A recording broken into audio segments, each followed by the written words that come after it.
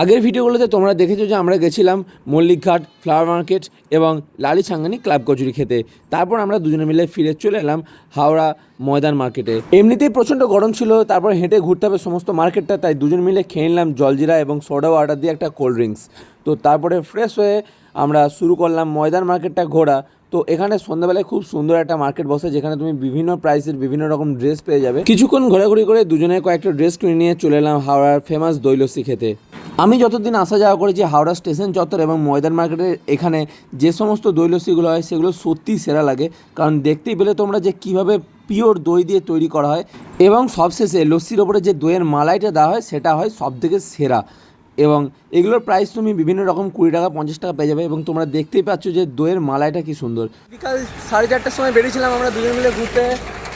বাদ যখন 9টা পেরোচ্ছে, ভাই পুরো ক্লান্ত, আর হাঁটতে আর পারছে না। তো চলো এই ঘুরে বাজার করে এই মিষ্টি কিনে আজকে বেশ ভালো রকমই একটা ব্লগ হয়ে গেল দু ভাই মিলে। তো চলো বাই বাই, আবার দেখা হবে নতুন ব্লগে নাকি? বাই বাই, তো টাটা করে দাও, টাটা টাটা।